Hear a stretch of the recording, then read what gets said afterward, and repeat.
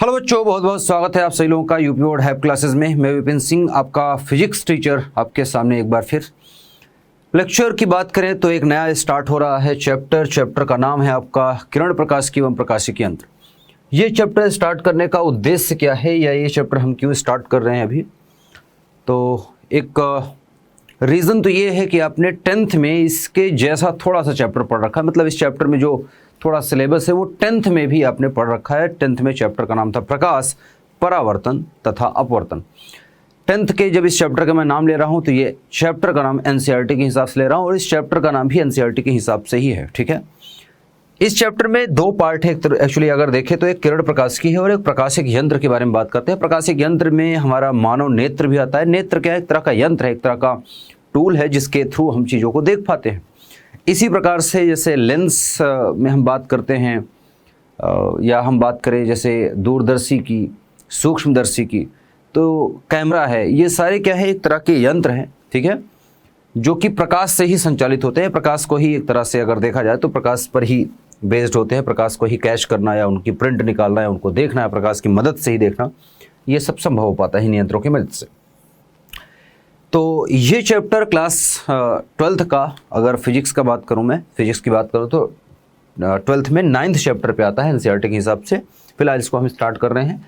Chapter में हम पढ़ेंगे क्या? इस क्लास का एजेंडा क्या है? इस क्लास का एजेंडा है बेटा, दो टॉपिक है जो हमें कवर करने हैं, जो कि आप देख सकते हैं 10th में ये टॉपिक आप पढ़ रखे हैं। थोड़ा सा यहाँ पर एक्स्ट्रा है आपका समतल दर्पण। समतल दर्पण आपको जो टॉपिक यहाँ पर देखने को मिल रहा है ये 12th का टॉपिक है, जो कि 10th में नहीं था इतना कुछ खास, तो ये 12वीं का टॉपिक हम बोल सकते हैं एग्जैक्टली। और परावर्तन प्रकाश का आपने क्लास 10th में भी पढ़ रखा है और गोलीय दर्पण भी आपने क्लास 10th में पढ़ रखा है। याद रखिएगा कि दर्पण सूत्र का निगमन कक्षा 10वीं में पूछा जाता है, और कक्षा 12वीं में इसके सूत्र का निगमन से कोई लेना देना है नहीं। बस आपको सूत्र पता होना चाहिए कि क्या होता है, जो कि मैं आपको बता देता हूँ। 1/f = 1/v + 1/u। अब गोलीय दर्पण क्या है, प्रकाश क्या है, प्रकाश का परावर्तन क्या है, ये सारी चीज़ें समझते हैं। तो सबसे पहला जो क्वेश्चन आता है हमारे दिमाग में वो है कि प्रकाश क्या है ना। तो प्रकाश क्या है पहले समझते हैं, फिर प्रकाश के गुणधर्मों की हम बात करेंगे। तो जब प्रकाश की हम बात करते हैं, प्रकाश मतलब लाइट, ठीक है, हम बात कर रहे हैं प्रकाश की। प्रकाश मतलब लाइट।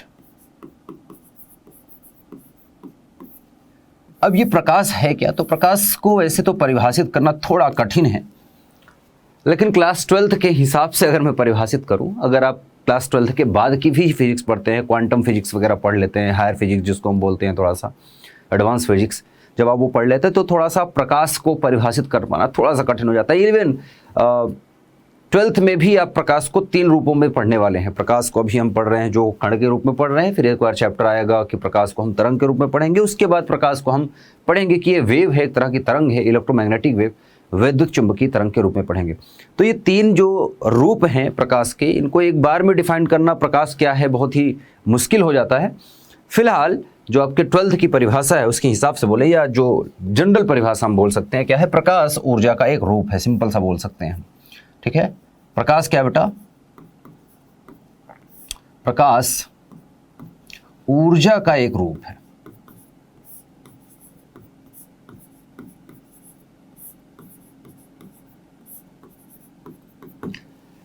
ठीक है, प्रकाश ऊर्जा का एक रूप है जिसकी उपस्थिति में, ध्यान से देख लीजिएगा मैं क्या लिख रहा हूं, जिसकी उपस्थिति में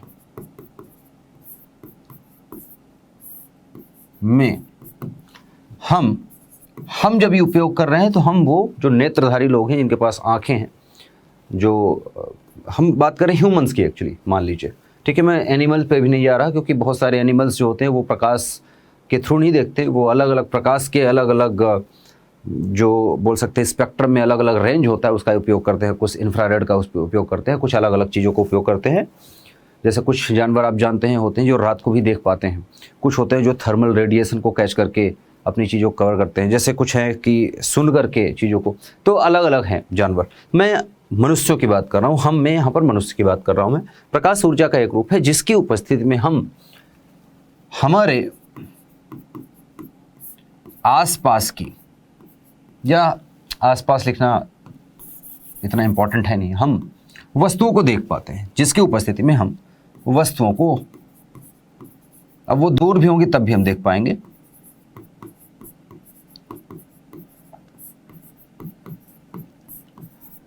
मतलब आपका सिंपल सा ऑब्जर्वेशन रहा है। बचपन से आप ध्यान दें कि कमरे में अंधेरा है या रात अंधेरी रात है तो आप नहीं देख पाएंगे कि आसपास क्या है, पेड़ कहाँ है या कौन सा सामान कहाँ रखा है, आपकी किताब कहाँ रखी है, आपका पेन कहाँ है, या कोई चीज़ जैसे पैसे गिर गए आपको रात को 2 रुपए का सिक्का गिर गया, आप ढूंढ नहीं पाएंगे जब तक कि आपको प्रकाश वहाँ पर ना दिखाया जाए या प्रकाश वहाँ पर न लाया जाए, तो आप नहीं देख पाएंगे कहाँ है। तो सिंपल सी वही बात कर रहे हैं कि जिसकी उपस्थिति में हम वस्तुओं को देख पाते हैं। ठीक है, वस्तु मतलब अपने आप के अलावा जितने चारों तरफ जितनी भी चीज़ें हैं सभी वस्तुओं में हम गणना कर सकते हैं। इवन कोई दूसरा व्यक्ति भी खड़ा है तो उसको भी आप देख सकते हैं तभी जब प्रकाश है। तो प्रकाश ऊर्जा का एक रूप है और इसकी उपस्थिति में हम वस्तुओं को देख पाते हैं। बहुत ही सिंपल सी परिभाषा हो गई। अब प्रकाश को आप बचपन से ही देख रहे हैं कि प्रकाश में बहुत सारे कलर होते हैं, छोटी छोटी चीज़ें आप प्रकाश के बारे में जानते हैं। प्रकाश की कुछ ऐसे गुणधर्म जो आपको हेल्प करेंगे प्रकाश के नियमों को जानने में, प्रकाश किस तरह से काम करता है, प्रकाश किस तरह से ट्रेवल करता है, ये सब सारी चीज़ें आपको जानने को मिलेंगी। थोड़ा सा गुणधर्मों की बात करते हैं।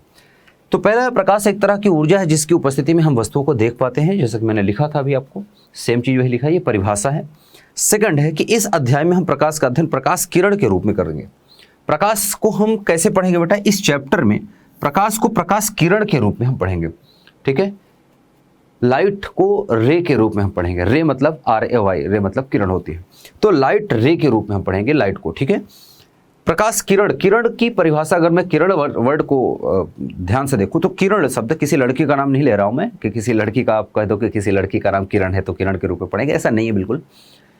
किरण का मतलब है बेटा यहाँ पर, किरण को गणित की निगाहों से अगर मैं देखूं तो किरण की एक परिभाषा है। किरण क्या है, किरण क्या है बेटा, जब हम बात करते हैं किरण की तो किरण को आप जानते हैं जैसे प्रकाश की, जैसे सूर्य से निकली हुई किरण, प्रकाश किरण, तो सूर्य क्या हो गया, स्रोत हो गया, वहां से किरण निकल रही है। तो एक बिंदु अगर मैं मान लूं, प्रकाश किरण या किरण को अगर मैं परिभाषित करूं तो किरण क्या है कि एक बिंदु से या एक बिंदु को एक निश्चित दिशा में, ध्यान से सुनना, एक बिंदु को एक निश्चित दिशा में, ठीक है, कोई भी दिशा हो, निश्चित दिशा इधर हो सकती है, इधर हो सकती है, बाहर हो सकती है, पीछे हो सकती है, जैसे भी हो, एक निश्चित दिशा में अनंत तक अगर आप बढ़ा देते हैं तो इसको हम किरण कहते हैं। मतलब यहां से उत्पन्न होके आगे तक जा रही है। इसी तरह जैसे एक बल्ब रख दो तो बल्ब से अगर प्रकाश की एक किरण अगर निकल रही हो तो एक किरण अगर निकल के इस तरफ जा रही है तो इसको हम ऐसे बोलेंगे किरण है। ठीक है, तो एक बिंदु से स्टार्ट होके अनंत तक जो चली जाए वही किरण है। ठीक है, अनंत तक मतलब वो दूरी जहां तक हम देख नहीं पा रहे हैं या जो हमारी हद से बाहर की बात है तो किरण है। ठीक है, किरण है मतलब आगे तीर का निशान, मतलब आगे जा रही है, रुकी नहीं है। ठीक है, स्टेशनरी नहीं है। नेक्स्ट चलते हैं। तो प्रकाश किरण सदैव एक सरल रेखा में गमन करती है। प्रकाश किरण की एक खासियत यह है कि प्रकाश सदैव एक सीधी रेखा में चलेगी, जिसको कहते हैं दूसरे शब्दों में ऋजुरेखीय गमन। ऋजुरेखीय का शाब्दिक अर्थ अगर मैं देखूं तो है सरल रेखा, सीधी रेखा में गति करती है प्रकाश। ठीक है, तो प्रकाश किरण के रूप में चलती है और किरण कैसे चलती है, एकदम सीधा, इधर जाएगी तो एकदम सीधा, पीछे आएगी तो एकदम सीधा, ऊपर जाएगी तो एकदम सीधा, ठीक है, इधर आएगी तो एकदम सीधा, तो सीधा ही प्रकाश चला करती है। ठीक है, तो प्रकाश हरदम किरण के रूप में चलती है और किरण हरदम सदैव जो है सीधा चलती है। प्रकाश की जो स्पीड है, चाल मतलब स्पीड, 3 लाख किलोमीटर प्रति सेकंड होती है लगभग। ठीक है, ये लगभग प्रकाश की स्पीड होती है। वैसे 2.99 लाख किलोमीटर पर सेकंड होती है, लगभग 992 फिर आ जाता है, तो लगभग 3 लाख किलोमीटर हम बोल देते हैं। अदरवाइज आप अगर एग्जैक्ट देखेंगे तो 2.99 लाख किलोमीटर पर सेकंड आप बोल सकते हैं। ठीक है, तो प्रकाश की चाल 3 लाख किलोमीटर 1 सेकंड होती है, अर्थात 1 सेकंड में प्रकाश 3 लाख किलोमीटर की दूरी तय कर सकती है। ठीक है, इतनी ज़्यादा तेजी से चलती है, ऐसा मानना है। या भौतिक विज्ञान के अनुसार संसार में प्रकाश से तेज चलने वाली कोई चीज़ नहीं हो सकती। ठीक है, ये याद रखिए, प्रकाश की स्पीड एक लिमिट है, यूनिवर्स में एक लिमिट है, इस पूरे ब्रह्मांड में एक लिमिट है जो कि ये बताती है कि इससे तेज कोई स्पीड किसी चीज़ की नहीं हो सकती है। प्रकाश ही सबसे फास्टेस्ट है, जो सबसे तेज चला करती है। ठीक है, तो प्रकाश ही सबसे तेज़ी से गमन करता है, अदरवाइज और कोई भी चीज़ ऐसी नहीं है और ऐसा कोई मशीन बना पाना भी संभव नहीं है, अभी तक तो नहीं संभव है, जो कि प्रकाश की स्पीड से भी तेज चले। और जिस दिन प्रकाश के स्पीड से तेज चलने वाली कोई चीज़ दिख जाएगी या मिल जाएगी, उस दिन बहुत सारे भौतिक विज्ञान के नियम को परिवर्तित करना पड़ जाएगा। फिलहाल ऐसा कुछ नहीं हुआ है आज तक और उम्मीद है कि ऐसा होगा भी नहीं, तो बहुत सारे नियमों पर सीधा प्रभाव पड़ेगा और वो बदले जाएंगे। इवन आइंस्टीन का जो समीकरण है इक्वल्स टू mc² आप लिखते हैं, जनरल थ्योरी ऑफ रिलेटिविटी और स्पेशल थ्योरी ऑफ रिलेटिविटी, ये सभी का बेस अगर मैं देखूं तो प्रकाश ही कहीं ना कहीं निकल के आता है। तो वो बात बहुत हायर फिजिक्स की हो गई, उस पर मैं नहीं जाना चाहता। तो ये आप याद रखिए कि एक लिमिट है कि ब्रह्मांड में इससे तेज चलने वाली कोई चीज़ नहीं है। सूर्य से पृथ्वी तक प्रकाश को पहुंचने में लगभग 8 मिनट 18 सेकंड का समय लगता है। ठीक है, ये अब बेसिक सा जो आपको जनरल नॉलेज आपको पता होता है वही है। इसको कई बार 8 minute 18 second, 8 minute 19 second, 8 minute 20 second भी लिखा होता है, चलता है। 8 मिनट 16 सेकंड भी कई बार लिखा होता है, ठीक है। वो इसलिए होता है क्योंकि आप जानते हैं, जब कक्षा 11वीं में आपने पढ़ा है, क्या पढ़ा है बेटा जानते हो आप? कक्षा 11वीं में आपने पढ़ा कि अगर यहाँ सूर्य है, ठीक है, ये सन है, तो पृथ्वी का जो ऑर्बिटल अगर मैं शेप देखूँ तो वो इलिप्टिकल होता है। मतलब पृथ्वी जो है सर्कुलर मोशन नहीं करती, ठीक है। मतलब पृथ्वी जो है, पृथ्वी जब घूमती है सूर्य के चारों तरफ तो ऐसा नहीं होता सूर्य सेंटर पे होता, नहीं। पृथ्वी जो होती है बेटा, उसका ऑर्बिट आप देखेंगे तो दूर और पास इस प्रकार से चलता है। तो एलिप्टिकल, ठीक है, दीर्घ वृत्ताकार कक्षा में पृथ्वी चक्कर लगाती है सूर्य का। तो जब यहाँ पर है प्रकाश, जब यहाँ पर पृथ्वी है तो सूर्य का प्रकाश जल्दी पहुँच जाएगा क्योंकि दूरी कम है सूर्य और पृथ्वी के बीच में। यहाँ पर है तो जल्दी पहुँच जाएगा, लेकिन यहाँ पर है तो बहुत टाइम लगेगा। तो इसीलिए हम जो लिखते हैं ये time 8 minute 18 second, 8 minute 16 second, कहीं आप देखते हैं कहीं तो अलग अलग, वो एवरेज टाइम होता है। ये जो हम टाइम लेते हैं वो एवरेज टाइम है बेटा, ठीक है। ये एवरेज मतलब औसत समय होता है कि औसत अगर हम निकालें, सबसे पास का और सबसे दूर का अगर मैं औसत ले लूँ तो लगभग 8 मिनट 18 सेकंड आता है। नेक्स्ट चलते हैं, प्रकाश के बारे में बात होगी। प्रकाश का परावर्तन भी आप पढ़ चुके हैं। प्रकाश का परावर्तन क्या होता है ये आप बखूबी जानते हैं, क्लास 10th में भी पढ़ा है आपने। अब प्रकाश का परावर्तन या परावर्तन का मतलब क्या है? परावर्तन का मतलब टकरा के लौट जाना, सिंपल सा। परावर्तन शब्द का मतलब कि टकरा के लौट जाना। तो प्रकाश क्या है कि जब कोई प्रकाश की किरण, क्योंकि किरण के रूप में ही हम प्रकाश को पढ़ रहे हैं, प्रकाश के गुणों का अध्ययन हम कैसे करेंगे बेटा? किरण के रूप में। तो जब कोई प्रकाश की किरण किसी सतह से, सतह कैसी हो, कैसी भी हो सकती है, मेरी हाथ भी एक सतह हो सकती है, मेरा ये शरीर भी, मेरा कपड़ा भी एक सतह है। अगर प्रकाश पकड़ के टकरा के लौट रही है तो ये सतह है, ठीक है। प्रकाश इस पर पड़ रही है और टकरा के लौट रही है तो सतह है। ये बोर्ड भी एक सतह है, ठीक है। दर्पण भी एक सतह है। अब कौन सा बढ़िया सतह हो सकता है, बेस्ट सतह कौन सी हो सकती है? जैसे इस पे प्रकाश मेरे शरीर पर अगर पड़ रही है, मेरे हाथों पर मान लो पड़ रही है, तो कितना परसेंट, जैसे 100% प्रकाश आई तो कितना परसेंट परावर्तित हो रही हो सकता है 30% हो रही हो सकता है 60% हो रही हो, लेकिन 100% नहीं हो रही है। अब कोई अगर सतह ऐसी है कि उसमें 100% प्रकाश पढ़ के निकल जा रही है या परावर्तित हो जा रही है, पढ़ के परावर्तित हो जा रही है, तो उसको हम परफेक्ट परावर्तक सतह बोलते हैं, पूर्ण परावर्तक सतह, जिसको हम दर्पण बोला करते हैं। दर्पण को हम मानते हैं कि दर्पण पूर्ण परावर्तक सतह है। दर्पण मतलब शीशा, आईना, ठीक है। तो प्रकाश किरण किसी सतह से टकरा कर लौट जाती है तो वह प्रकाश के इस घटना को प्रकाश का परावर्तन कहते हैं।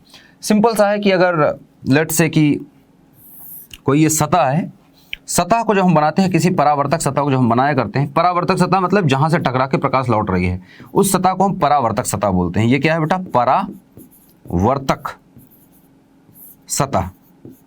अब पूर्ण परावर्तक है या नहीं है वो अलग बात है। पूर्ण परावर्तक सतह के रूप में ही हम पढ़ते हैं। आइडियल कंडीशन यही होती है कि प्रकाश पूरी तरह से परावर्तित हो रही है, यही हम पढ़ रहे हैं यहाँ पर। अब मान लो इस सतह पर प्रकाश आ रही है और टकरा के निकल जा रही है, तो प्रकाश को मानते हैं इस प्रकार से आई, और प्रकाश की किरण हमने अभी आपको बताया था कि सीधी रेखा में गति करती है। तो प्रकाश मान लो इस प्रकार से ऐसे सीधा आई, ठीक है, यहां पर पड़ी। इसको थोड़ा सा और टेढ़ा कर लेते हैं ताकि हमें कोण जो हमें बनाना है वो आपको दिख जाए। तो मान लेते हैं प्रकाश जो है, ठीक है, इस तरह से इस दिशा से ऐसे आती है। प्रकाश के आने की दिशा को मैं दिखाने के लिए ये तीर का निशान बना रहा हूं, मतलब प्रकाश आई और यहाँ पर टकराई, दूसरी तरफ नहीं जाएगी, वो पेन का थोड़ा सा आगे बढ़ गया, वो अलग बात है। जिस पॉइंट पर पड़ती है वो आपतन बिंदु कहलाता है। आपतन मतलब जहां पर आके प्रकाश गिर रही है, पड़ रही है उस सतह पर, आपतन बिंदु। इस बिंदु पर हम खींच दिया करते हैं बेटा एक काल्पनिक लाइन जो सतह से 90 डिग्री का कोण बनाता है। ये इस लाइन को हम बोलते हैं बेटा, इस बिंदु को तो आपतन बिंदु बोलते हैं, ठीक है।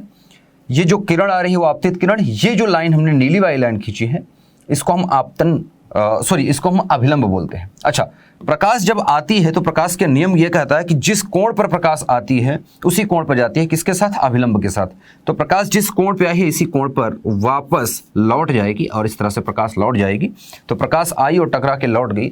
अब यहाँ पर मैं नाम ले लेता हूँ कुछ, मान लेते हैं ये पी क्यू प्रकाश की किरण है आई, और क्यू से आर प्रकाश की किरण है जो वो लौट के चली गई। ये मान लेते हैं एम एन है। एम एन क्या है बेटा? एम एन क्या है बेटा? एम एन अभिलंब है। तो यहां पर आप देखेंगे तो आपको पी क्यू जो प्रकाश की किरण दिख रही है वो क्या है? आपतित प्रकाश किरण है। आपतित प्रकाश किरण जो आने वाली है सतह की तरफ। और क्यू आर आप देखेंगे तो ये क्या है? परावर्तित प्रकाश किरण है। परावर्तित प्रकाश किरण है। इसकी परिभाषा अगर आपको लिखना है तो मैं आपको परिभाषा भी दिखा देता हूं, ठीक है। एम एन जो मैंने मान रखा है वो क्या है बेटा? नीली वाली लाइन वो क्या है? अभिलंब। अभिलंब, लंब मतलब होता है 90 डिग्री का कोण। अगर आप देखोगे नीली वाली रेखा इस दर्पण के साथ कितना कोण बना रही है बेटा? 90 डिग्री का। तो 90 डिग्री का कोण बनता हुआ दिख रहा है, इसलिए इसको हम अभिलंब बोलते हैं। लंब तो आप जानते ही हैं गणित में, यहां पर हम शब्द उपयोग करते हैं अभिलंब। तो ये जो आप एंगल देखते हैं ये एंगल आपको 90 डिग्री का दिखेगा, ठीक है, ग्रीन वाला, ठीक है। अच्छा, कुछ और चीजें हैं जैसे कि कोण दो यहां पर बन रहे हैं। एक कोण ये है, इसको हम आपतन कोण आई बोलते हैं, और एक कोण ये है, इसको अपवर्तन कोण सॉरी परावर्तन कोण आर बोलते हैं। आप देखेंगे तो कोण आई जो है वो है आपतन कोण, ठीक है, वो है आपतन कोण, ओके बेटा। और जो कोण आर है ये है परावर्तन कोण। ये आपने कक्षा 10वीं में भी पढ़ रखा है, ठीक है, परावर्तन कोण। और ये नियम के अनुसार यह है कि कोण आई और कोण आर आपस में हरदम बराबर होते हैं। कोण आई बराबर कोण आर होता है। ये पॉइंट जो पॉइंट क्यू है, जो बिंदु क्यू है, बिंदु क्यू को हम आपतन बिंदु भी बोलते हैं। जिस बिंदु पर प्रकाश आके गिर रही है, टकराई है, दर्पण के जिस बिंदु पर टकरा रही है उस बिंदु को हम आपतन बिंदु बोलते हैं। और प्रकाश जिस बिंदु पर टकराती है उसी बिंदु से परावर्तित होगी, उसी कोण पर जिस कोण पर आई थी, ठीक है। तो अगर प्रकाश इस तरह से इधर से आती तो और दूर से जाती। जैसे मैं अगर दूसरा एक एग्जाम्पल जैसे दूसरा यहाँ पर बनाऊं कि मान लो प्रकाश इधर से ऐसे आई थी, यह प्रकाश, तो अब जितने कोण पर आई है तो अभिलंब तो वही है उस पॉइंट पर। अगर अभिलंब देखें तो अभिलंब वही है, तो कोण ये आई ये वाला बनेगा जो पीला वाला रेखा हमने खींचा। तो इतनी ही दूर से प्रकाश ऐसे निकल जाएगी, इस तरह से निकल जाएगी। आप देखेंगे तो कोण आर ये बनेगा। फिर तो प्रकाश के आने का प्रकाश के जाने का कोण हरदम बराबर रहेगा। प्रकाश अगर अभिलंब के और पास आएगी तो अभिलंब के और पास से निकलेगी। अगर प्रकाश ऐसे आएगी तो प्रकाश फिर ऐसे जाएगी, ठीक है। जब पास से आएगी तो पास से ही जाएगी, ठीक है, सिंपल सी बात है। जितने कोण पे आएगी उतने ही कोण पर परावर्तित होगी। क्लियर है बेटा? तो ये छोटा सा एक जो है एग्जाम्पल था समझाने का आपको। अब ये प्रकाश का परावर्तन जो है आप देख करके इतना अच्छे समझ नहीं पा रहे होंगे, क्योंकि अभी एक जब नियम बताऊंगा, इसके दोनों नियम जो प्रकाश के परावर्तन के नियम होते हैं, उसमें एक शब्द आता है सेम सतह में या उसी तल में। तल जो शब्द है वो क्या है वो समझने की कोशिश करते हैं। तो अब सही तरीका यह है कि आप देखेंगे एक परावर्तक तल है, परावर्तक सतह है, तल सतह, दर्पण जिसको हमने बोल रखा है, दर्पण रख दिया। अब दर्पण पर प्रकाश इधर से आ रही है, तो जिस तल में आ रही है प्रकाश देखो तो परावर्तित होके वो क्या है? आपतन बिंदु, जहां पर प्रकाश टकरा रही है। और आप देखोगे तो प्रकाश टकरा के ऐसा नहीं हो रहा कि प्रकाश ऐसे, इसको समझने की कोशिश करो, ऐसा नहीं है कि ये प्रकाश आई और इधर ऐसे चली गई हो उतने कोण पर, नहीं, या पीछे की तरफ चली गई, नहीं, ठीक है। वो प्रकाश जिस तल में आई है, जिस सतह पर, ये बोर्ड को तल माने तो जिस तल पे आई है उसी तल पर ऊपर जा रही है, मतलब इसी तल पर एक काल्पनिक तल ये बनाया गया है। ये काल्पनिक तल है बेटा, ठीक है, काल्पनिक है दिखाने के लिए कि प्रकाश उसी तल में है, परावर्तित हुई है जिस तल में आपतित हुई है। यह नहीं कि प्रकाश ऐसे आई और तल से बाहर निकल के इधर चली गई हो। कोण भले सेम रखी हो लेकिन तल भी सेम रखना है। आई और आर तो सेम रहेगा ही, लेकिन तल भी सेम होना चाहिए। जिस तल में प्रकाश आ रही है उसी तल में आना चाहिए। ये हालांकि आपको बनाना नहीं है, ये आपको बताया नहीं जाता, आपको सिर्फ इतना ही दिखाया जाता है कि इस तरह आई, इस तरह गई, ठीक है, समझ में आई बात? तो ये प्रकाश का परावर्तन का नियम है। सिंपल सा ऐसा समझ सकते हो, जैसे मेरे हाथ को ये समझिए कि प्रकाश आया ये प्रकाश के आने का डायरेक्शन है, ये प्रकाश के जाने का डायरेक्शन, और यहाँ पर आपने अभिलंब ऐसा खींच दिया तो क्या हुआ, एक कोण यहाँ बना पेन के बीच में, पेन और इस हाथ के बीच में, तो प्रकाश इधर से आया इधर गया। अब मैं अगर आपको दिखाऊं कि पेन को मैं यही रखूं, अभिलंब वहीं पर है, लेकिन मैं अपने हाथ को, अब देखो तल वही है, ऐसे आई, इसी के सीध में गई है ना, ठीक है, आई और चली गई। अगर मैं चाहूं तो इसको यही रखूंगा, बस हाथ को ऐसे कर दूं, देखो कोण अभी भी वही है, आर देखोगे वही है, लेकिन अब तल वो नहीं है, क्योंकि अब ये तल इधर था, अब ये तल इसको मैंने घुमा दिया तो ये तल अब डिफरेंट हो गया। ये प्रकाश का परावर्तन का नियम नहीं, प्रकाश मुड़ नहीं सकती, प्रकाश उसी तल में परावर्तित होकर जाएगी सीधा।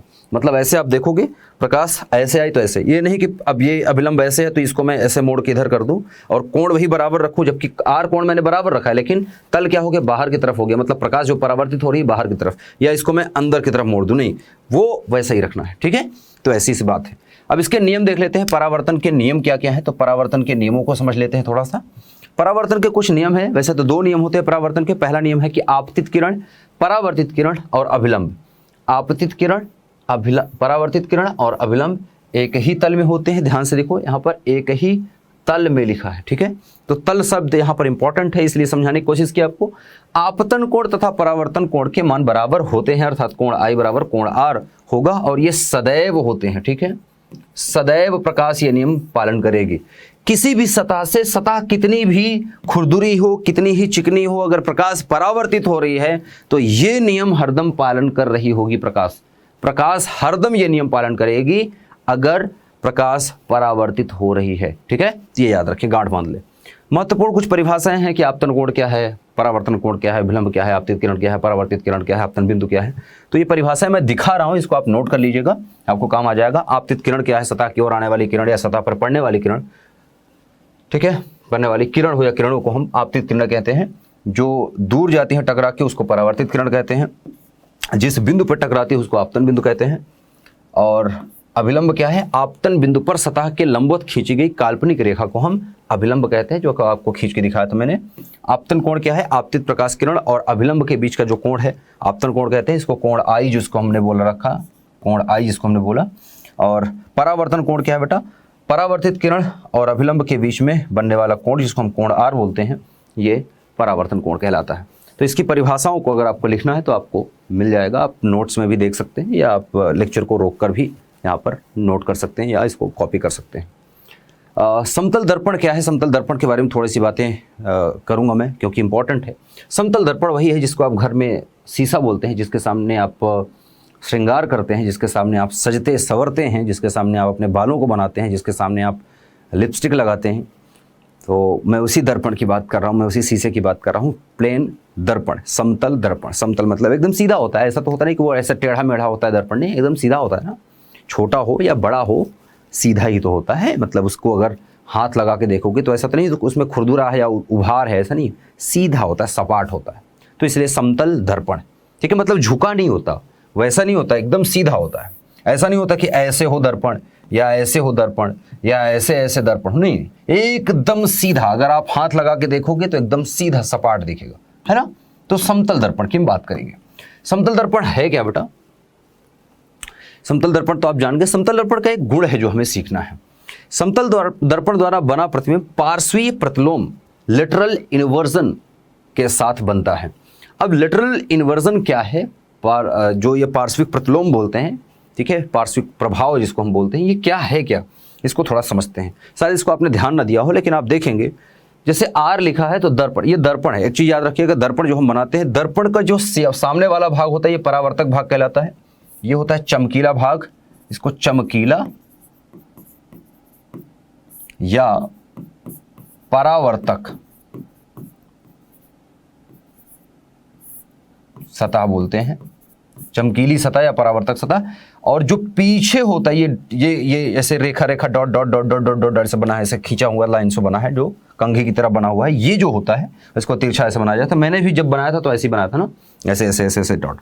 तो ये जो होता है ये होता है कलाई वाला भाग। कलाई मतलब पॉलिश, पॉलिश किया होता है। किससे पॉलिश करते हैं बेटा, ज्यादातर रजत, रजत मतलब एजी, एजी मतलब सिल्वर। तो सिल्वर की कलई की होती है, सिल्वर का पानी होता है, जैसा भी हो, तो उससे हम, ठीक है। पॉलिश कर देते हैं। तो कांच होता है, सिंपल सा सीधा सा कांच लेते हैं और कांच के एक तरफ एक मटेरियल होता है जो कि चिपका दिया जाता है, तो सामने वाली भाग परावर्तक बन जाती है, शीशा दर्पण बन जाता है। अब दर्पण के सामने अगर मैं आर लिख रहा हूं तो देखो आप आर कैसे दिखेगा, ठीक है।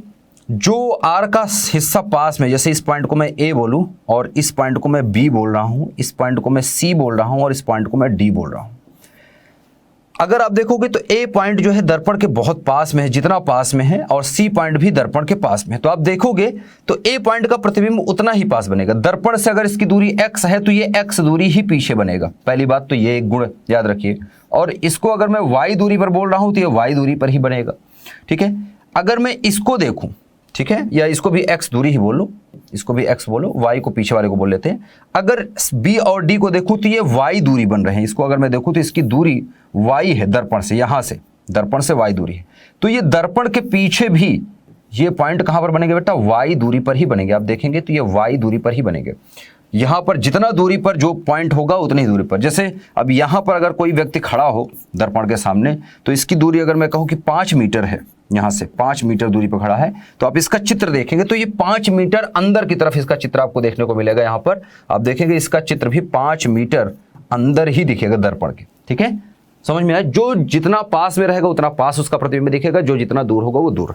इसके साथ साथ उल्टा भी दिखेगा। अब देखो आर का जो हिस्सा पास में वो पास बन गया और जो दूर था वो दूर। तो आर अगर इस तरह है तो दर्पण के अंदर कैसा दिखेगा, ऐसा दिखेगा। सिंपल सी बात है। जैसे एक दर्पण हो,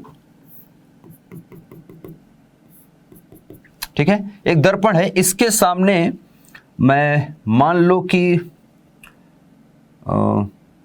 चलो मैं एक तीर का निशान बना रहा हूं इस प्रकार से।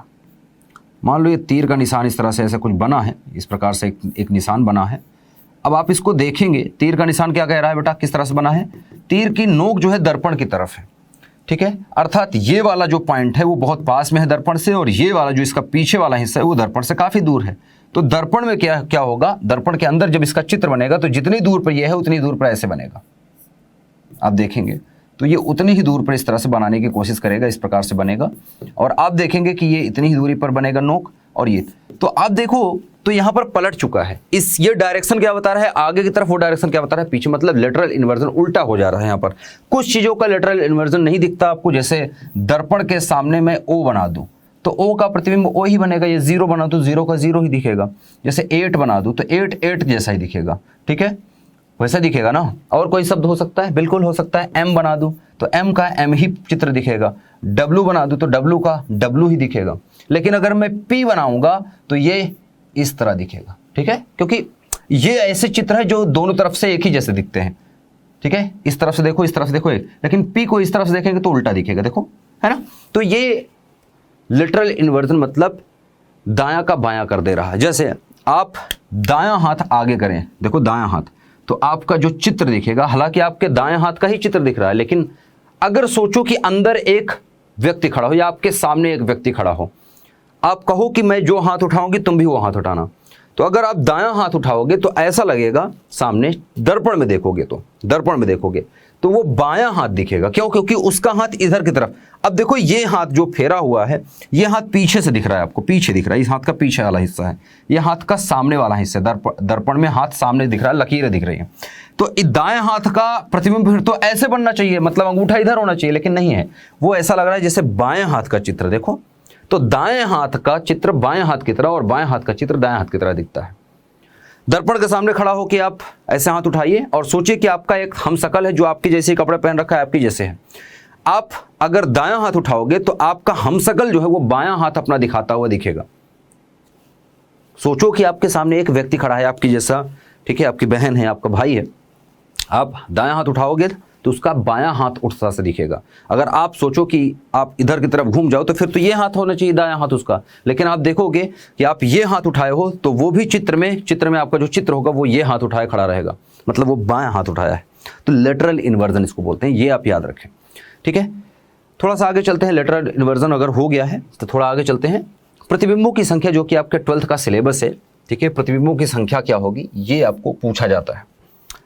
ये सिलेबस का पार्ट है, 12th के सिलेबस का पार्ट है, जो कि आपने 10th में नहीं पढ़ा है, बिल्कुल भी नहीं पढ़ा है और था भी नहीं। अब प्रतिबिंबों की संख्या जो है ये पूछी जाती है सिर्फ और सिर्फ 12th नहीं बल्कि 12th के बाद नीट और जेईई के सिलेबस में भी कई बार ये पूछा गया है। पहले पूछा जाता था, अभी संख्या कम हो गई है इनकी पूछे जाने की, ठीक है, प्रश्नों की संख्या काफ़ी कम हो गई, लेकिन सिलेबस का पार्ट है। तो अब अगर दो समतल एक कोण पर झुके हुए हैं, कोई थीटा कोण पर झुके हुए हैं, तो उनके बीच में कोई वस्तु अगर रखी हो, बिंब को हम वस्तु बोलते हैं बेटा। बिंब का मतलब होता है बिंदु बिंब, बिंदु बिंब मतलब बिंदु के समान कोई वस्तु। बिंदु बिंब का मतलब है वस्तु, ठीक है, बिंदुवत वस्तु, बिंदु के समान मतलब छोटी सी वस्तु है कोई। उसके लिए प्रतिबिंब, प्रतिबिंब मतलब उसका छाया जो बन रही है, जो उसका चित्र बन रहा है, उसकी संख्या n। अगर हम प्रतिबिंबों की संख्या को n से दर्शाएं तो n क्या होगा, इसको समझने के लिए हम ऐसा दिखाते हैं आपको कि एक चित्र मैं बना लेता हूं। लेट्स से कि ये एक दर्पण है और ये दूसरा दर्पण है। ये मान लो पहला दर्पण है और ये मान लो दूसरा दर्पण है। दो दर्पण हैं और दोनों एक दूसरे के साथ अगर देखें आप तो थीटा कोण पर झुके हुए हैं। कोण थीटा दिख रहा है दोनों के बीच में। एक दर्पण ऐसे है, एक दर्पण ऐसे है, दोनों को इस तरह से हम झुका के ऐसे रख दिया, ठीक है। दोनों का चमकीला भाग एक दूसरे की तरफ ही है, एक तरह से देखें तो। अब इसके बीच में अगर वस्तु है, देखो ये थीटा कोण है और अच्छा दोनों के कोणों के बीच की एक रेखा होगी, दोनों दर्पणों के कोणों के बीच की एक रेखा है जो को अर्ध कोण बोलते हैं। तो अगर देखेंगे तो ये θ/2 कोण हो जाता है और ये भी θ/2 कोण हो जाएगा, मतलब आधा आधा कोण। मैं मान लूँ ये बीच की लाइन है जिसको हम समद्विभाजक लाइन बोलते हैं। क्या बोलते हैं बेटा? समद्विभाजक लाइन, जो कोण को आधा आधा कर दे, गणित का शब्द है समद्विभाजक लाइन। अच्छा, थीटा कोण पर झुकी हो और उसके बीच में इन दोनों दर्पणों के बीच में अगर कहीं पर वस्तु हो, जैसे मान लो कि यहाँ पर वस्तु है, यहाँ पर वस्तु हो सकती है, यहाँ पर हो सकती है, बीचों बीच भी हो सकती है, इधर हो सकती है इसके पास, या यहाँ हो सकती है, या यहाँ हो सकती है, या यहाँ हो सकती है, या यहाँ हो सकती है। तो कहीं भी वस्तु है तो उसके कितने प्रतिबिंब बनेंगे, कितने चित्र देखने को मिलेंगे, उसके कितने चित्र बनेंगे दर्पण के अंदर, ठीक है। तो इसके लिए एक सूत्र है जिसको आपको समझना है, ठीक है। समद्विभाजक लाइन को आप याद रखिएगा। चलो इसको मैं नाम दे देता हूँ A, B, C और D। तो BD जो है वो समद्विभाजक लाइन है, ठीक है। AB एक दर्पण है, BC दूसरा दर्पण है और BD समद्विभाजक लाइन है। थीटा कोण है दोनों दर्पणों के बीच और θ/2 हो जाएगा अगर हम समद्विभाजक लाइन खींच दे तो। अब देखो इसका नियम क्या है कि कह रहा है, नियम क्या कह रहा है बेटा कि पहला है कि 360/θ बराबर m ले लो। m क्या है? कोई भी संख्या है, नंबर निकाल लेते हैं। 360/θ क्यों कर रहे हैं? 360 कुल कोण होता है। अगर मैं एक बिंदु के चारों तरफ घूमूं तो 360 कोण होता है, मतलब सर्कल का अगर मैं देखूं तो 360 डिग्री का कोण बनता है ना। तो 360/θ, थीटा क्या है? दोनों दर्पणों के बीच का कोण थीटा बराबर m अगर आ गया तो प्रतिबिंब की संख्या क्या आएगी? n बराबर m-1। या इस फॉर्मूले को आप ऐसा भी लिख सकते हैं। क्या लिख सकते हैं? आप लिख सकते हैं n बराबर m-1। m बराबर क्या है? 360/θ, तो 360/θ-1। तो इसको आप डायरेक्ट ऐसे भी लिख सकते हैं, ये n है, ये a नंबर सूत्र को आप ऐसे भी बना सकते हैं। देखो वही चीज है ना, 360/θ-1। अच्छा, ये है जब m की वैल्यू सम आ रही हो तभी आप लगा सकते हैं। सम मतलब कि 360/θ, जैसे मैं मान लेता हूं थीटा बराबर आपको दे रखा है, एग्जांपल के साथ चलते हैं। थीटा बराबर मान लो दे रखा है कि 60 डिग्री है, दोनों के बीच में जो कोण है दर्पणों के बीच में वो 60 डिग्री है। तो 360/60 करेंगे तो 0 0 कट जाएगा, 6 6 36, मतलब m बराबर कितना आ जाएगा बेटा? आप देखोगे 360/60 बराबर कितना आ जाएगा? 6 आएगा, 6 6 36 6 आएगा। अब m को आप देखो, m बराबर 6 जो कि सम संख्या है। अगर सम संख्या ना हो तो क्या आएगा बताता हूं मैं, लेकिन अगर सम संख्या आ गया तो आपको प्रतिबिंब की संख्या तुरंत बता देनी है। n बराबर हो जाएगा m-1, मतलब 5 आ जाएगा। आंसर क्या होगा? 5 प्रतिबिंब बनेंगे। अगर प्रतिबिंब पूछा गया है तो 5 इसका राइट आंसर होगा। अगर दर्पण 60 डिग्री के कोण पर झुके हुए हैं, उसके बीच में कहीं भी वस्तु स्थित है, तो कहीं भी वस्तु स्थित है जिसके कितने प्रतिबिंब बनेंगे बेटा? 5 प्रतिबिंब बनेंगे। और आप इसको इस तरह से निकाल सकते हैं। एक एग्जाम्पल दिया मैंने। अच्छा, यदि 360/θ का मान जो m जिसको हम बोल रहे हैं वो विषम आ जाए बेटा, तो यहां पर दो स्थितियां संभव हैं, दो हो सकते हैं, दो आंसर आ सकते हैं। कैसे? दो स्थितियां संभव हैं। पहली स्थिति क्या है? पहली स्थिति कि बिंब मतलब वस्तु, जो बिंब है, जो वस्तु है वो समद्विभाजक पर नहीं हो, मतलब जो वस्तु है वो कहीं और हो, इस रेखा पे नहीं होनी चाहिए, बीडी रेखा के अलावा कहीं हो, इधर हो, इधर हो, यहां हो, यहां हो, यहां हो। अगर सम नहीं आया है, विषम आया है, तब हमें यह चेक करना पड़ेगा कि वस्तु कहां है। लेकिन अगर सम आया होता है तब हम ये नहीं चेक करते। देखो सम आया था तो हमने ये नहीं बोला कि वस्तु कहां है उसको चेक करो, नहीं। लेकिन विषम आया है तब आपको ध्यान देना पड़ेगा कि वस्तु क्या बीचों बीच रखी है क्या, मतलब समद्विभाजक लाइन पर तो नहीं है। अगर समद्विभाजक लाइन पर नहीं है, ठीक है, समद्विभाजक पर नहीं है, तो प्रतिबिंबों की संख्या होगी जितना m का मान आएगा, मतलब 360 बटा थीटा बराबर m, जो m का मान है वही आंसर है, ठीक है। लेकिन जब वस्तु जो है, बिंब मतलब वस्तु जो है समद्विभाजक पर ही हो, इसी रेखा पे हो, बीडी रेखा पर, आप चाहे पास में हो, चाहे दूर हो, चाहे यहां हो, कहीं भी इस रेखा पे हो, अगर इस रेखा पे होती है तब n का मान m-1 ही होगा, जो सम संख्या के हिसाब से था वैसा ही होगा। अगर कहीं और है तो n बराबर m ही हो जाएगा, नहीं तो n-1 करेंगे। क्लियर है बेटा? तो इस प्रकार से ये सूत्र याद रखिएगा, बहुत इंपॉर्टेंट है। इस पर एक छोटा सवाल भी कर लेते हैं हम, ठीक है। जैसा कि आप एक एग्जाम्पल लेते हैं, जैसा कि आप मान लीजिए कि एक इस तरह से दे रखा है, या दर्पण बनाने की जरूरत नहीं है, दर्पण बनाने की जरूरत नहीं है। मैं बोल देता हूं कि थीटा बराबर दे रखा है यहां पर, अगर आपको 72 डिग्री मान लेते हैं, तो हमें निकालना है प्रतिबिंब, तो n बराबर निकालना है क्या होगा। तो हमें पहले तो चेक करना पड़ेगा m बराबर 360 बटे थीटा में चेक करना पड़ेगा। तो 360 बटा थीटा मतलब 72 डिग्री अगर मैं रखूंगा, काट के देखो, काट के देखो कितना आएगा, कितना आएगा बेटा, 6 से काटो, 6 कम 6, 6 दूनी 12, 12 हो गया। और 36 दूना 72 होता है, वैसे तो आप डायरेक्ट काट सकते थे, लेकिन ठीक है, इस तरह से काट लो। और ये हो जाएगा 6 छंग 36, 60 हो जाएगा, 12 कम 12, 12 पंचे 60 मतलब 5 आ जाएगा। m का मान आप देखो 5, जो कि विषम है, विषम है, विषम है। तो अब दो कंडीशन, पहली कंडीशन ये है कि यदि वस्तु समद्विभाजक पे है, अगर चित्र बना होता और वस्तु को समद्विभाजक पर है, तो आप आंसर लिखते हैं m बराबर n-1 बराबर कितना आ जाता बेटा, सॉरी n बराबर m-1, m बराबर n-1, m बराबर, ठीक है। तो n बराबर हो जाता m-1, मतलब कितना आ जाता, 4 आंसर होता। और दूसरा है, यदि वस्तु समद्विभाजक पर नहीं हो, तो मतलब कहीं और हो, तो n बराबर m बराबर कितना आ जाता बेटा, 5, और यही आंसर होता। तो आपको चेक करना पड़ेगा, अर्थात ये वाला जो आंसर आ रहा है, ये वाला आंसर ये बोल रहा है कि जो 72 डिग्री का कोण बन रहा है, ये 72 डिग्री का जो कोण है, थीटा का जो मान है, अब देखो समद्विभाजक पर नहीं होना चाहिए। समद्विभाजक मतलब कि अर्ध जो कोण है उस पर, उस रेखा पे नहीं होना चाहिए। मतलब वस्तु मान लो यहां है, एग्जाम्पल के रूप में यहां मान लो, या यहां मान लो, या यहां मान लो, या यहां, मतलब इस रेखा पे नहीं होनी चाहिए। और सेकंड वाले का आंसर ये है कि वस्तु जो है, जब सेकंड वाला आंसर अब तब देंगे जब क्या होगा कि वस्तु इसी रेखा पर मौजूद हो, ठीक है, इसी रेखा पर मौजूद हो। अगर वस्तु यहाँ मौजूद है, यहाँ मौजूद है, यहाँ मौजूद है, यहाँ मौजूद है, या यहाँ मौजूद है, तब आंसर ये वाला आएगा। क्लियर है? तो समद्विभाजक रेखा का यहाँ पर रोल आता है जब विषम होता है। तो सम होता तो फटाफट से हम वही आंसर लिख देते, कौन सा, m-1, n बराबर। तो इस प्रकार से एक क्वेश्चन और देखते हैं। एक विद्युत बल्ब को 60 डिग्री पर झुके दो समांतर समतल दर्पणों के बीच रखा गया। एक बल्ब है जो कि दो समतल दर्पण के बीच में 60 डिग्री का जो कोण है उसके बीच में रखा है। ये 60 डिग्री का कोण है मान लेते हैं, ठीक है। सो दो समतल दर्पण के बीच में, अब बीच बोला है, बीच मतलब कहीं भी, बीचों बीच नहीं, इसका मतलब दो समतल दर्पणों के बीच रखा है। हो सकता है कि बीचों बीच ही रखा हो, मुझे नहीं पता है कहाँ रखा है, कहीं रखा हो, यहाँ हो सकता है, यहाँ हो सकता है, यहाँ, वो कोई फर्क नहीं पड़ता, ठीक है।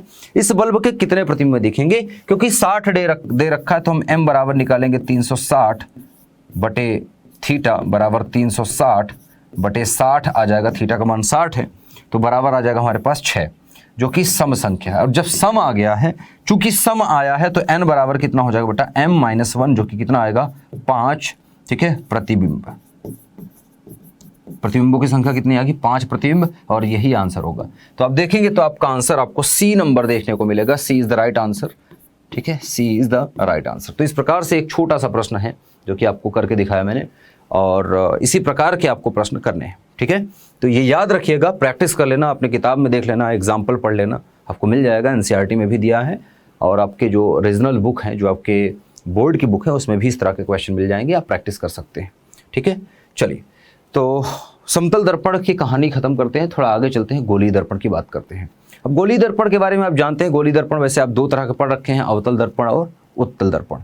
गोलीय दर्पण मतलब अब सीधा है नहीं, दर्पण टेढ़ा है, थोड़ा सा इस प्रकार से है या इस प्रकार से। ठीक है, एक की अंदर सतह पर कलाई होती है और एक पर बाहर की सतह पर कलाई होती है। तो एक की उठी हुई सतह परावर्तिक होती है, एक की अंदर झुकी हुई सतह परावर्तक होती है। तो उठी हुई सतह को हम उत्तल बोलते हैं, उत्तल दर्पण बोलेंगे इसको, और ये झुकी हुई सतह जब परावर्तक होती है तो इसको हम अवतल दर्पण बोलते हैं। ठीक है, अवतल दर्पण बोलते हैं। अब उत्तल का मतलब होता है, उत्तल को अगर आप देखेंगे तो उठा हुआ तल, इसको याद करने का तरीका, उठा हुआ तल मतलब जो उठा हुआ तल है ये परावर्तक है। ठीक है, ये परावर्तक सतह है। ठीक है, इसकी। और अवतल, अव का मतलब हो जाता है जैसे नतमस्तक हो जाना, नत हो जाना, अव हो जाना। तो अव मतलब झुका हुआ, झुका हुआ तल। झुका हुआ तल जब परावर्तक हो, ठीक है, उठा हुआ तल परावर्तक है यहां पर, और यहां पर झुका हुआ तल परावर्तक है। ठीक है, इस प्रकार से इसको उत्तल और अवतल बोलते हैं। इसको गोले से बनाया जाता है, खोखला गोला है, समझिए कि कांच का खोखला गोला है। ठीक है, कांच का एक खोखला गोला है, इस तरह से मान लेते हैं थोड़ा सा। अब ये कांच का अगर खोखला गोला है तो इस पर ऐसा करिए, इस पर, इसको अगर मैं काट लूं, जैसे इसका ये पार्ट ऐसे मैंने काट दिया, तो काट के इसको अलग कर लूं, ये वाला पार्ट अलग करूं, तो ये कैसे दिखेगा, ये वाला पार्ट अगर मैं निकाल दूं, खोखला है, तो ये कांच का खोखला सा इस तरह से इतना बड़ा पार्ट ऐसे दिखेगा आपको कटा हुआ। अब मेरे पास 2 ऑप्शन है, अगर मुझे पॉलिश करनी है तो या तो मैं बाहर पॉलिश कर दूं तो अंदर वाला चमकीला सतह बन जाएगा जो कि अवतल दर्पण बनेगा, या तो मैं अंदर पॉलिश कर दूं तो उठा हुआ सतह परावर्तक बन जाएगा, मतलब उत्तल बना दूंगा। तो अगर मैं अंदर पॉलिश करता हूं तो ऊपर वाली सतह परावर्तक बन रही, मतलब उत्तल दर्पण मैं बना रहा हूं। और अगर मुझे अवतल दर्पण बनाना होगा तो मैं ऊपर वाली सतह पर पॉलिश कर दूंगा तो अंदर वाली सतह चमकीली हो जाएगी, परावर्तक हो जाएगी, जो कि अवतल दर्पण कहलाएगा। तो ये होगी। ठीक है, तो ये दर्पण जो बनते हैं वो कांच ही है, बस कांच पर पॉलिश करते हैं। अभी तक क्या था, हमारे पास सीधा दर्पण होता था, सीधा होता था और उस पर एक तरफ कर देते थे पॉलिश, दूसरे तरफ परावर्तक। अब सीधा दर्पण में तो कोई 2 सतह होती नहीं, अगर देखो तो ये वाली सतह ऐसे कर दो तो ये वाली सतह परावर्तक। तो सिंपल सी बात है, समतल दर्पण था, अब उत्तल दर्पण है, और अवतल दर्पण है, मतलब गोलीय दर्पण। गोलीय दर्पण 2 तरह के हैं, इसमें साफ साफ इसकी परिभाषा भी लिखी है, इसको समझ सकते हैं आप। ठीक है, तो बनता कैसे वो मैंने आपको बता दिया। अगर आप अंदर सतह पर पॉलिश करते हैं तो बाहर वाली चमकीली होती है सतह, बाहर सतह पर पॉलिश करेंगे, कलाई करेंगे तो अंदर वाली सतह चमकीली होगी। और इस प्रकार से 2 तरह के आपको दर्पण मिलते हैं जो कि उत्तल दर्पण और अवतल दर्पण कहलाते हैं। तो गोलीय दर्पण 2 प्रकार के आपको मिल रहे हैं। पहला मिल रहा है आपको अवतल दर्पण, 2 प्रकार के होते हैं, अवतल दर्पण, और दूसरा उत्तल दर्पण।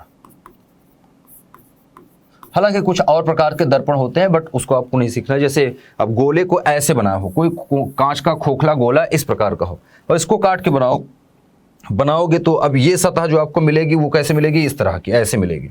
अब इस पर ऐसे कलाई करोगे तो ये दर्पण जो बनेगा अजीब तरह का है, ना तो उत्तल है ना अवतल है। ठीक है, क्योंकि ये जो सतह होती है ना, तो ये गोला बोलते हैं। गोला है, गोला का मतलब इसकी त्रिज्या जो होती है बेटा हर तरफ की बराबर है। देखो काटने के बाद भी इसकी इधर भी त्रिज्या आ रही थी ना, तो अब देखो काट भी दिया तब भी, अगर इसको मैं काल्पनिक रूप से अगर मैं आपको दिखाऊं कि ये इस प्रकार से एक हमारे पास, मान लो मैंने इसको उत्तल दर्पण बना रखा है, गोले का पार्ट था, इसको काटा मैंने और दर्पण बना दिया। अब इसको देखोगे तो इसकी एक त्रिज्या होगी, एक काल्पनिक गोला। अगर इसमें इसको मैं गोला बनाना कंप्लीट करूं तो इस तरह से अगर इसको कंप्लीट करूं तो एक गोला ही बनेगा काल्पनिक, और ये जिस गोले का पार्ट था उतना ही बड़ा, क्योंकि इसका घुमाव तो वही है ना, इसका घुमाव तो वही है अभी भी।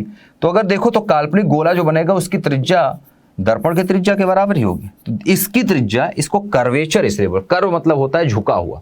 इसी प्रकार से अवतल अगर है तो अगर अवतल है तब भी जैसे मैं बाहर कलई कर दूं, इसमें मेरी मर्जी है भाई, मैंने बाहर कर दी कलई, बाहर भी कर दी, तब भी अगर मैं इसको काल्पनिक रूप से आगे बढ़ा के गोला बनाऊं तो गोला वही बनेगा, और इसकी त्रिज्या क्या होगी, जो दर्पण की इसकी त्रिज्या है।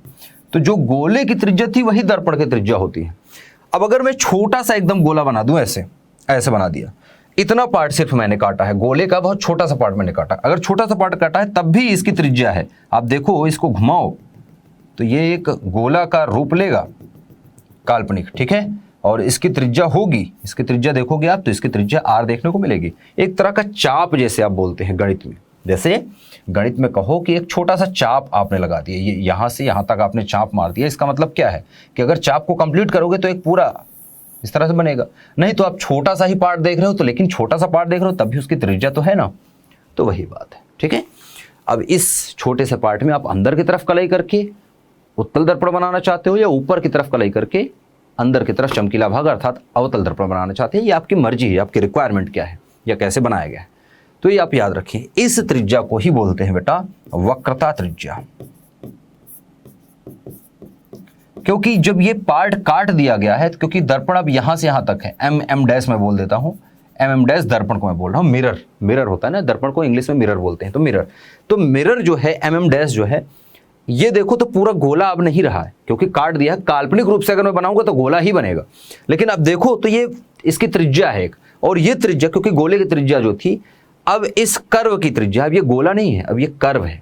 कर्व मतलब एक तरह का वक्र है, ठीक है, वक्राकार सतह है, वक्र मतलब टेढ़ी मेढ़ी सतह, तो टेढ़ी सतह है ना, सीधी सतह तो नहीं, सीधी होती समतल बोलता, वक्र है, और वक्र सतह की त्रिज्या जो है उसी को हम वक्रता त्रिज्या बोलते हैं। वक्रता त्रिज्या जैसे उसकी है उसी तरह इसकी भी वक्रता त्रिज्या होती है।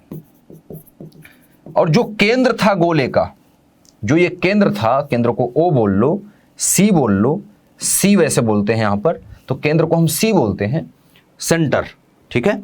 तो केंद्र जो है, अब क्योंकि ये गोले का केंद्र, जब तक गोला का पार्ट था, ये जब तक ये गोला था तो गोले का केंद्र था, लेकिन अब काट के जब निकाल दिया तो काल्पनिक जो केंद्र अब मैं इसकी बनाऊंगा, ये केंद्र है इसका, इसको बोलते हैं वक्र का केंद्र, मतलब वक्र का केंद्र अर्थात वक्रता केंद्र। इस वक्र, इस घुमाव वाली सतह का केंद्र, इस घुमाव वाली सतह का केंद्र वक्रता केंद्र कहलाएगा। तो ये कुछ टर्म्स हैं जो कि आपको याद रखना है, आगे बहुत काम आएंगी, ठीक है। अच्छा, अब प्रतिबिंब कैसे बनता है, ये सारी बातें हम नेक्स्ट लेक्चर में करेंगे।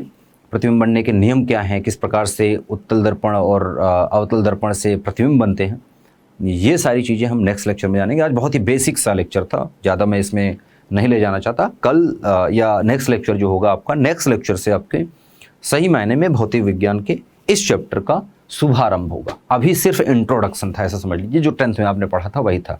अब थोड़ा सा और अच्छा सा आप जानेंगे कैसे प्रतिबिंब बनता है, प्रकाश किस प्रकार से प्रतिबिंब बनाती है, किस प्रकार से परावर्तित होकर किस प्रकार से मिलती है, और जब मिलती है तो किस प्रकार से प्रतिबिंब बनता है, वो सारी चीज़ें सीखेंगे नेक्स्ट लेक्चर में।